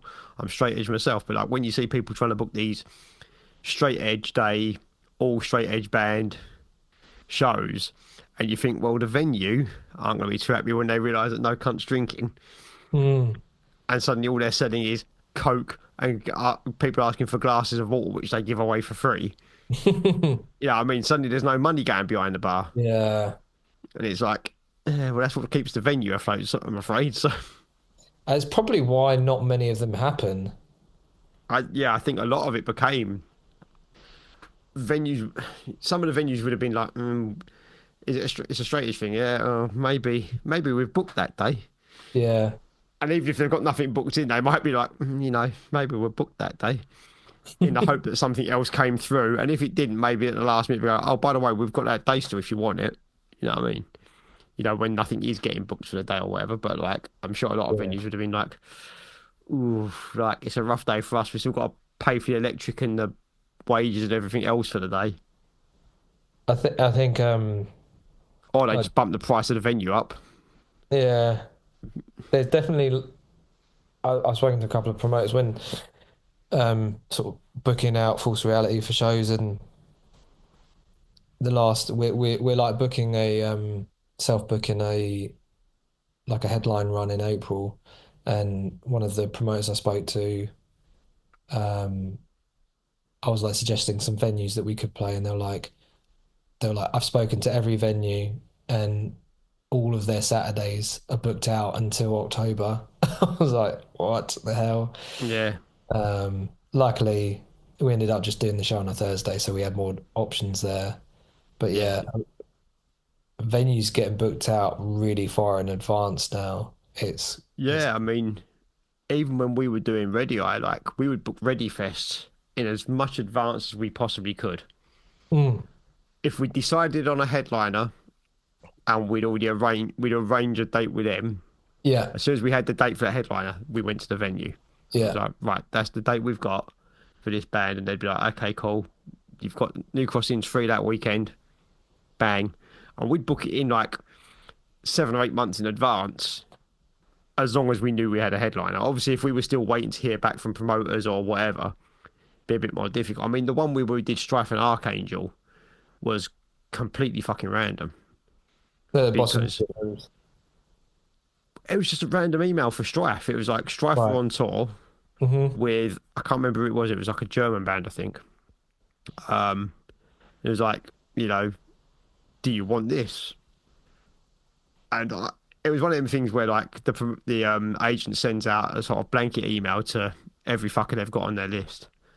And I think I just made a joke. I was like, because I didn't think we'd ever be able to afford them. I was like, should we just put in a bid for Strife?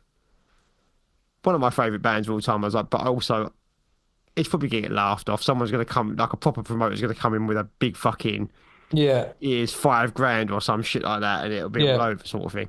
yeah. So we got talking to him, and all of a sudden it was like, yeah, we'll do that.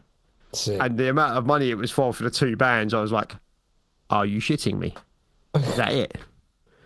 Like, fuck. Okay, cool. Yeah, we'll do that.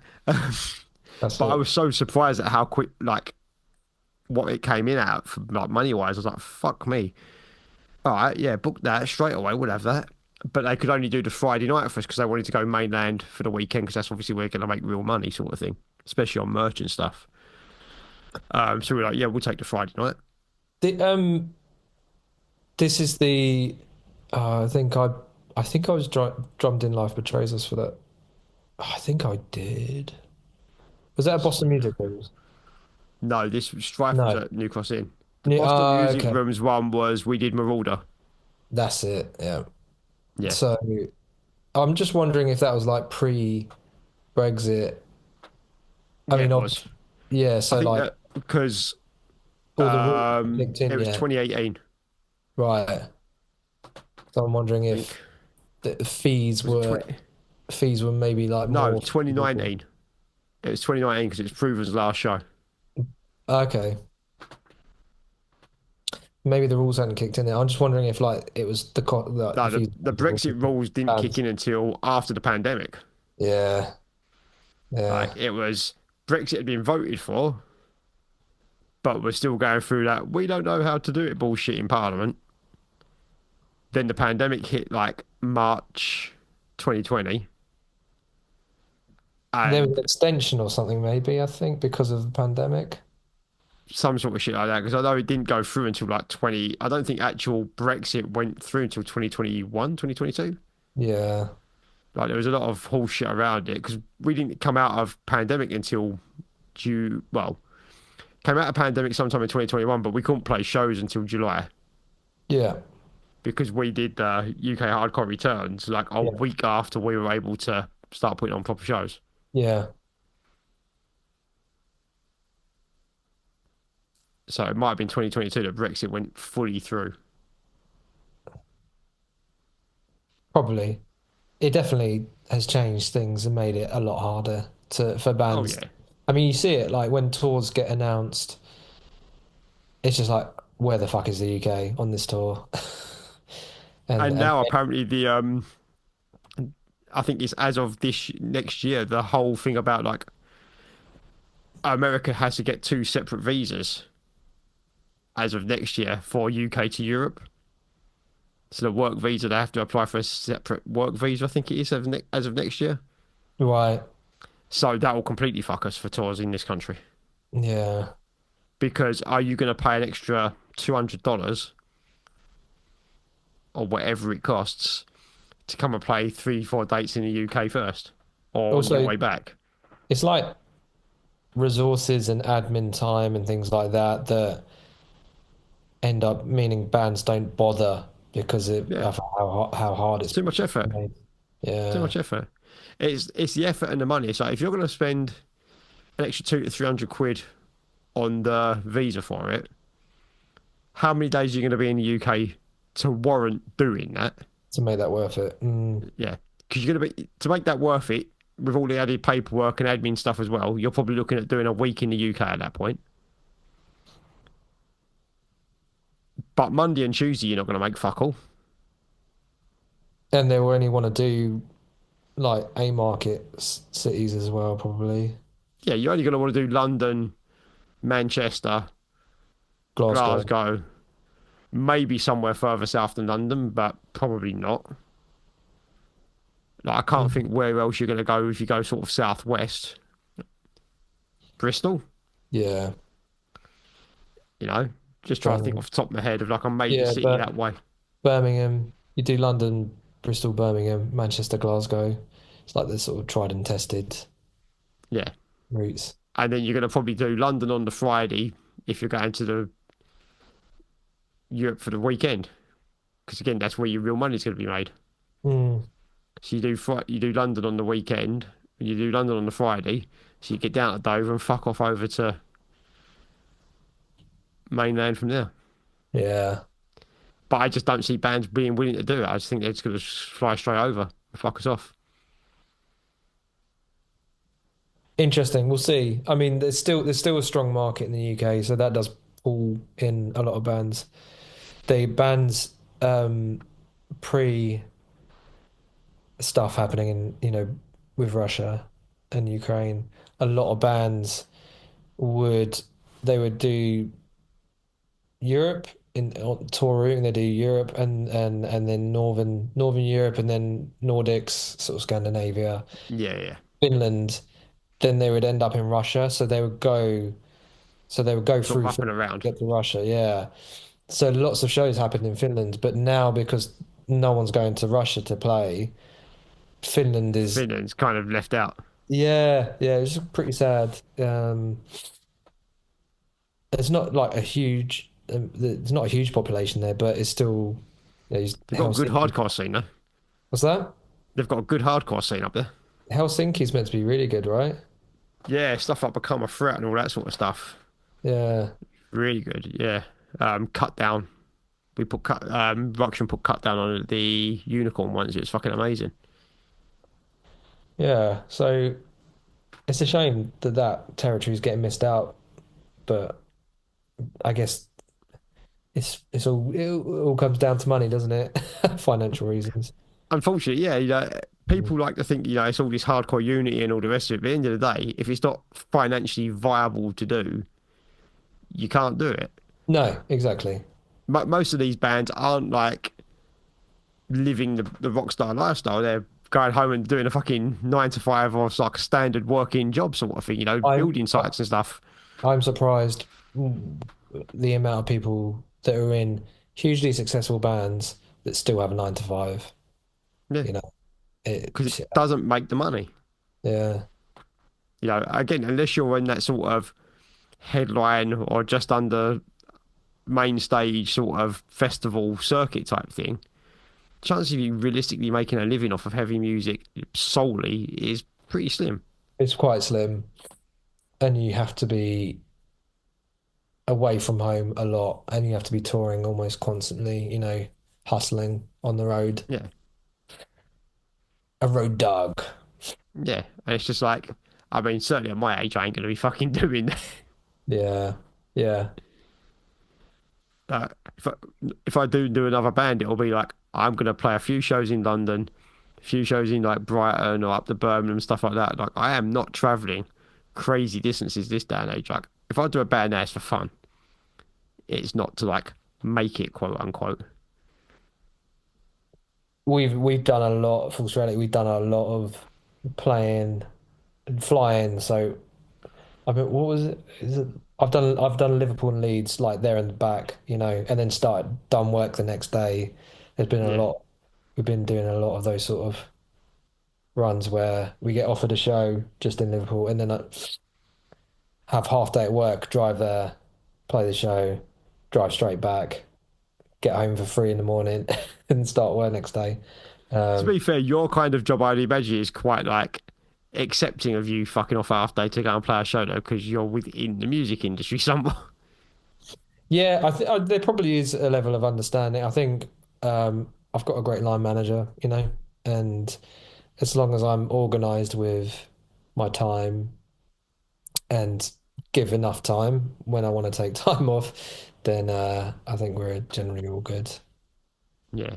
Um, but yeah, I know of people that are also in bands at Nuclear Blast that they'll go on the road and they'll also work at the same time. Um, which is tough, but it depends. It depends on your situation. It Yeah. depends.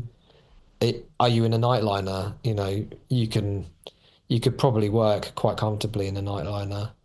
Um, are you in a six-seater van? It might be a bit harder to work in that. Yeah. You sit in the Um, back of a Sprinter van, just like curled up in a ball, like, yeah. Um, we had a really nice van actually for France. A friend of mine runs a company called Resonance Logistics, and they've got a really nice nine-seater splitter van, table in the middle, two TVs, Wi-Fi, Blu-ray player.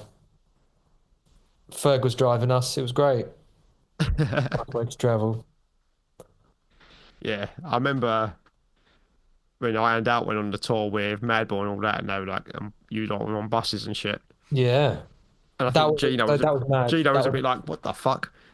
my first ever show with Ironed Out was in a 1,000 cap room. You know, I opening for Madball and Born from Pain and Death Before Dishonor and Iron Reagan and yeah, And Brick by Brick as well was on that, was it? Robert, yeah, yeah, yeah. Yeah. So that was a bit of a wild one.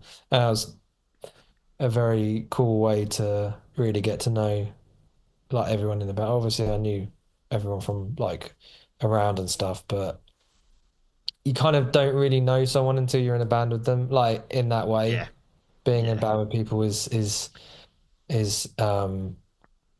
is a very like unique way to get to know people and Especially when you're on tour, like, I found out things about people improving when I was on tour with them that I was like, I'm sorry, what?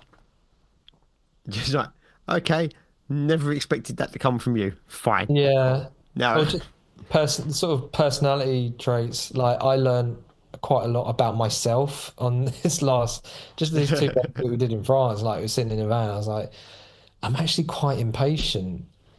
Um, I sort of don't like to be not moving forward. yeah. But do you know what I mean? I find it really difficult One of the to. things I learned about myself being in a band is communication. Hmm. I'm impatient with communication. So, for example, if I send a message to a WhatsApp group, within 24 hours, I expect some form of reply. Yeah. Even if it's, I'm not sure, I'll get back to you. But even at that, bye. And when you're going to get back to me, bye. Anything less than that, and I'm like, you don't give a fuck.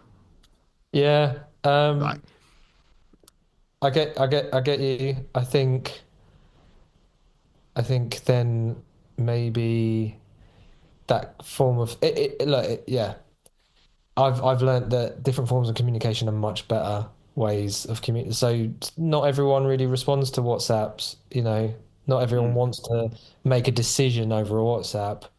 So or people like to think about things before they respond or stuff like that. Um, we find in Force Reality, Zoom calls are the most effective ways for us to make decisions and to discuss something, and it's so quick. yeah. Uh, and like, so I always save big stuff to talk about, like for a Zoom. Usually we can, sort it out, but if there's, if I have questions because, I want to know what everyone thinks and I want to discuss something, then a Zoom is the perfect way to do that. And I Oh think, yeah, I mean, um, I'm thinking about things like when do you want to practice? yeah. I mean, you can't having a Zoom to That discuss practice is just silly, really. Yeah. that's a WhatsApp conversation. It's like when do you want to practice? Someone goes, I've got these dates are free. They go. The problem is the way I look at it is everyone's carrying their phone with them pretty much most of the day. At some point within a 24-hour period, you're going to look at your phone. So you look at your phone, you see a bunch of dates, you've got three options. Yes, no, I'll get back to you by the end of the week. Yeah. That doesn't take much thinking about. That's yes, no, or I'll get back to you by the end of the week when I check my schedule. Are you telling me that you create a WhatsApp poll and you get people to vote? You could just do No, that. literally, all I do is go like, these are the dates I'm free. Like, Yeah. I'm free every day apart from, say, Wednesdays and Fridays. I can do any other day than that. What can you guys do? And everyone My, piles in the answer, but there's always one or two people who just like, don't answer. And I'm like, in fact, we share a band member who's exactly that fucking person. Joe. Yeah, I mean, like, he I just hit him up direct sometimes, you know. I want to hit him direct.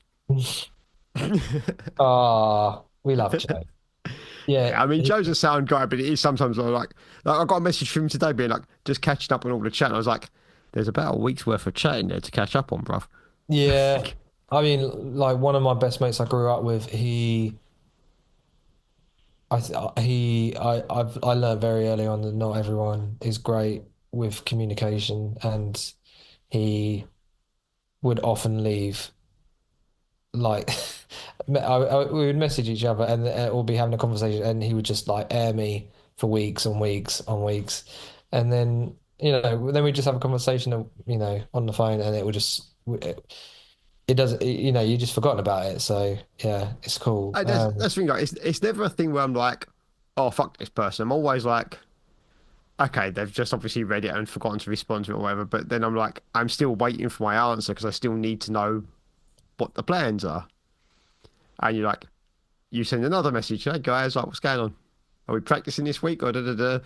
And you're just like, do I have to start putting actual like atting people in there, like at Joe, at Riz? Like, Yeah, do it. I mean, do it. Just at them. But yeah, it's definitely hard being in a band and communicating, and the communication is definitely key to like a band being successful, or a band knowing like when a decision can be made, or if it requires the whole general consensus. yeah, Um, and that's the thing. if, Like if it's down, some things don't require a general consensus. Some things it's yeah. like, okay, I'm going with this because this is what I think we need to be doing. Push that. On. But if it's something major Mhm, for the band, general direction, whether that's musical direction, what you plan on doing with your release or whatever it is, that's mhm. like all of you have to come together and be like, agree with it because you're all going to be going on that together, sort of thing. Yeah, But yeah, if it's simple, something like when Proven would do lyrics, obviously it'd be me and Gino bouncing off of each other. No one else in the band got any say in that or any communication with that. Me and Gino would just sit down and write what we were going to write. yeah.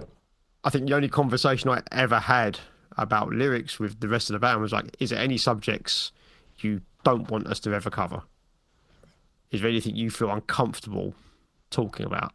So, for example, me, I don't really like doing politics Yeah, yeah. because it's that thing of like, you're always going to piss someone off without a shadow of a doubt because politics is what it is. I mean, And like, you've also got to be willing to stand there and argue and defend that position. I suppose that just displays that you're quite aware of what other people feel, because that's I've never had um that conversation with a vocalist in any band I've been in. So that definitely shows like a character trait within you, that you like to, be able to communicate those things and talk about those stuff. So perhaps we are just, like to communicate a lot, and some people Maybe. I just just just always don't, feel that when it comes to lyrics, because at the end of the day, that's what that's what a band technically are pushing. That's the message that the band are putting out there. Yeah, And if someone in your band isn't comfortable with a particular message you've put out there, but they're going to get asked about it at some point, you know, it becomes then very that's a difficult difficult. conversation later down the line, isn't it? Yeah, Yeah, exactly. So I'd rather put it out in there in the first place, be like, look, is there anything you don't feel comfortable us talking about? yeah. And then we won't do it, sort of thing. Well, I've been in one of an old band, good close mates, and there were some lyrics in there that got to the studio, got recorded, and one of the guys in the band just was not comfortable with those lyrics, and then they had to get re-recorded, and that Yeah. was like, we'd already spent money in the studio and stuff, so and that I yeah. I think that can also cause a problem between the people then, because Oh it's yeah, like you have, yeah. I mean, yeah. Frankly, it did. So yeah. the band's not together anymore. And Not I saying think that that, was the reason why, but that yeah. yeah. The But I do think like at the start of a band, you have them conversations. For me, I have them conversations like, would you, anything you don't feel comfortable with, or anything like generally, if there's certain guests I have on this podcast, even because I know might know their views on things or whatever, I might say to them, is there any topics you aren't comfortable going into? Because I don't know, maybe you don't want to be walking down the street one day at a hardcore show and someone starts shouting at you about something that's been brought up on the podcast. yeah, yeah, And, and at that point, I'll just make sure we don't talk about that sort of thing. You know what I mean? I just think it's the smartest way of operating.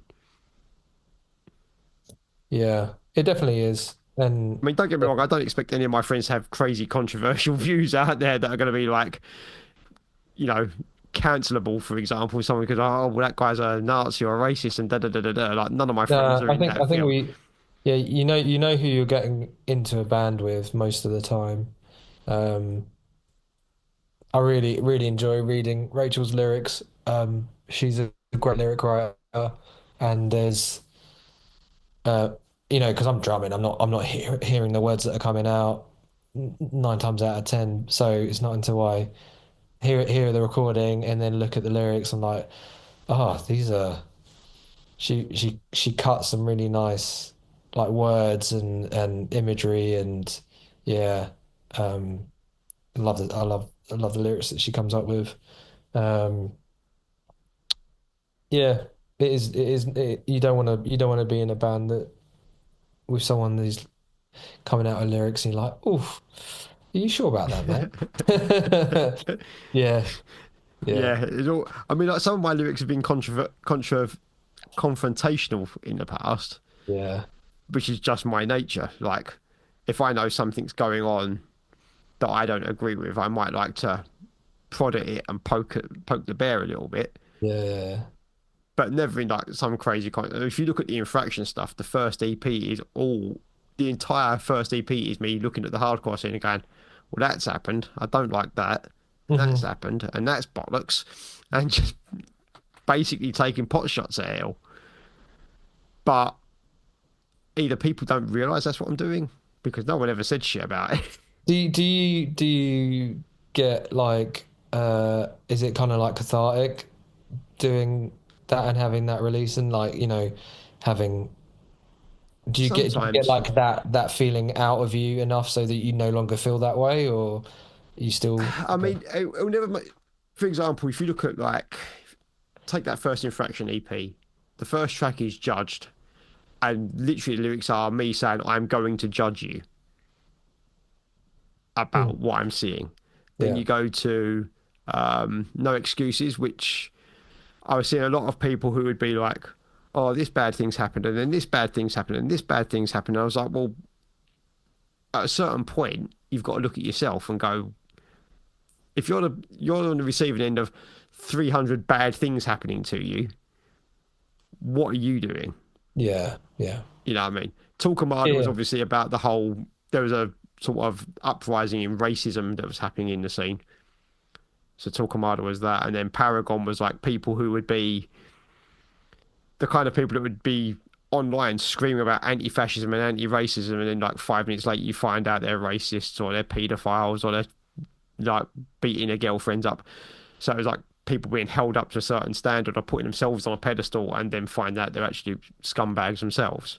Yeah, yeah. And that was all kind of happening around the time that I was writing that first EP in the hardcore scene. I was like, well, there's three, four things I don't fucking like about the scene, so I'm going to spit them out.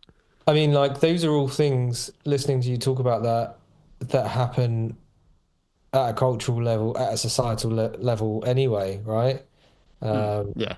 they're all things that are recognizable, even if they're not just in this scene, they're like everywhere. And it's, yeah, yeah. So I've always found it interesting finding out what people's references are or point of like, where did this song come from?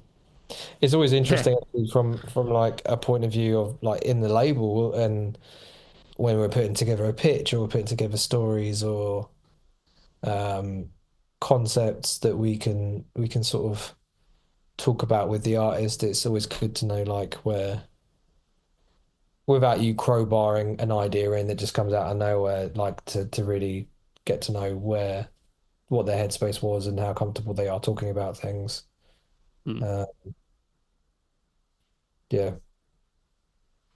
I mean, I love talking to musicians anyway to find out what their creative processes are. Just to Mm. find out, like, guitarists, where the fuck did that riff come from? Like, what was you listening to? That prime example, Hellbent Die Hard. I love that band. Everyone knows I love that band. Yeah. I got told by Adam when he was improving that Hellbent Die Hard started off as a Crowbar tribute band, essentially. They wanted to Oh, sound like really? Crowbar. And I literally looked at him in the face and was like, you failed miserably because you do not sound anything like Crowbar. That's surprising, isn't it?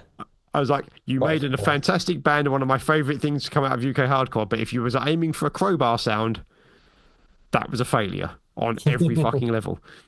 But I bet you're glad they failed. Oh yeah, I mean, like I say, everyone knows it's like my favorite UK hardcore album of all time. Yeah, But like, it is like when you look at like what the idea was apparently behind the band to start with, I'm like, you missed by a mile. yeah. Well, I was quite pleased to see that at least in some relative formation, that my favorite UK hardcore band was Stamping Ground. So like seeing them back, for Yeah, Damnation Festival next year is yeah, something that I'm really looking forward to seeing. So I'm hoping that I can get to that. I have a feeling they'll be doing more stuff as well. So I would guess like, I'm hoping they'll play a couple of shows outside of just the one massive festival. I think it will happen. Um, uh, so that would be amazing to see again Yeah, because absolutely. I have heard that Aid is back on the drums for them as well, and I like his style of playing. Always influenced my style of playing as well. Um, for years and years ago. Um, Yeah. I mean, he's technically way more proficient than I am, but the grooves that he incorporated, that was something that I've always like been influenced by. Um, I mean, the yeah, Stamping Ground albums are insane. yeah, carved expression of repressed violence, and Yeah, the sort of final one I still got a soft spot for as well. that's the one with the burning building on the front, isn't it? Yeah, yeah, That one. yeah, with Yeah, the I can never remember the second names. version of Pain is Weakness. Yeah, I Um, remember trying to cover that fucking song I think there's a video of you guys covering it. in Kingston. Is it Proven King's? covering it. Yeah, Yeah. we covered it in. We only did it. We only did it live the once, and the vocal pattern is so all over the show. It's so difficult to try and mimic the vocal pattern on that because it's like you come in like it sounds like he comes in like half a beat behind things sometimes. You're like, what the fuck is like? I remember sitting there trying to learn it and being like, this is gonna be a struggle. Yeah, I didn't in the verse, right? Yeah, Yeah. there are certain parts of it where like he's almost skipping around the beat as opposed to like just going Yeah. straight through. Yeah, It's just I remember reading the lyrics. I think must have been on Carved, and I was like, how is he getting these lyrics into that verse? Like, I can't hear how he's doing that. No, exactly. Um, It's the same with because, Irate. Vendetta is very wordy. hmm It's one of the simplest riffs ever played, certainly by that band. But fuck me, there's a lot of words in that song. right. I mean, like, I'm always surprised when I'm reading lyrics, just how many, how, like the words they're getting, and it's like this. In my head, this sounds way more rhythmical, and then I'm reading these lyrics, and like I don't understand how these lyrics are fitting into that rhythm. Yeah, But they always do. It's just, yeah, yeah. I mean, it's you. If you've got something you specifically want to say, you will find a way of cramming the syllables in to the line to make it work. yeah, yeah, You'll twist it and distort it in so many ways just to make it. You might drop a syllable out of it somewhere, or add a syllable in somehow, or extend yeah. something. Make a syllable longer, and yeah, Yeah, yeah. you'll just drag it or something like that nature just to get it all in. Mm. That's part of the trickery of doing the vocal part, really. It's the only real technical skill you need is to figure out how you're going to fit shit in. And then remember it. That's Don't worry about remembering it. It's fucking hardcore. You can just yell down the mic randomly as long as it's in the same, as long as it's in the same pattern. No one fucking knows what you're saying half the time anyway. Yeah, it's so I true. do the amount of fucking times I have completely bollocksed up songs, almost from start to finish. Like I've gone through proven sets before where the only lyrics that were probably right were what Louis was singing because everything else was definitely wrong. Yeah, there's definitely there is a point when you're playing live where if you've gotten something into your head about, oh, this is a bit where I fuck up, then you then you probably will fuck up in that bit.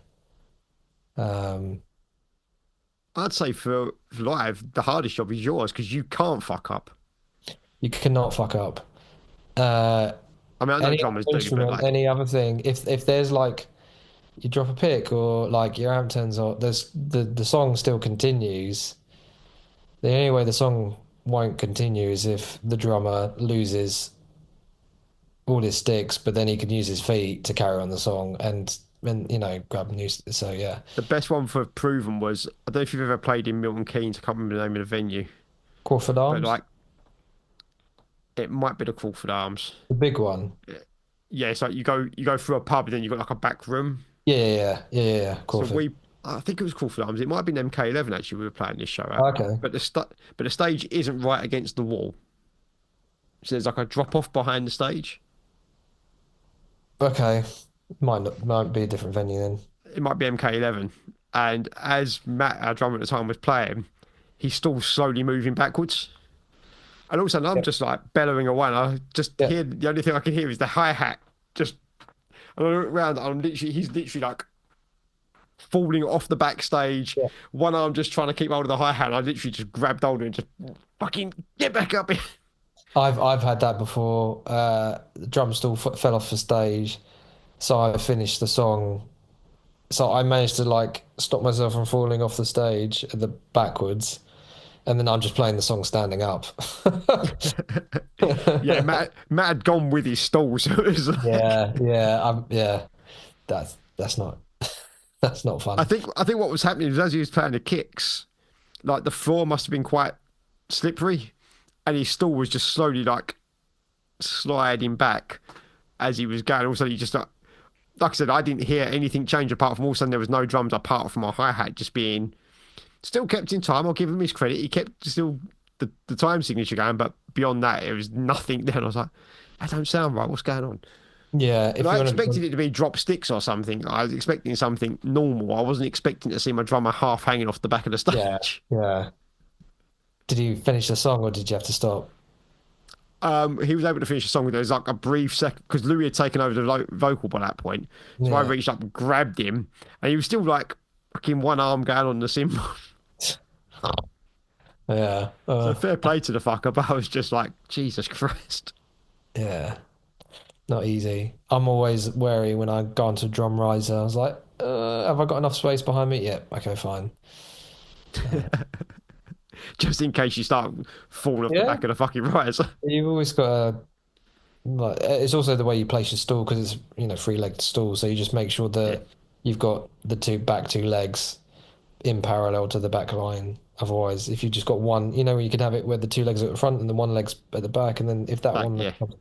yeah, So you try to have the two at the back so that it doesn't two at just the back, topple. the one at the front, yeah. So it's horrible that way, yeah. So, what you guys got planned for False Reality Quite a coming lot. up? Yeah, Because loads. you've just played the sort of release show at time of recording this. Yes, did the release show, did which You've just we done were, France. yeah, did France. We're now done our last shows of the year. So we are going to do we're doing a show at Fighting Cocks in Kingston.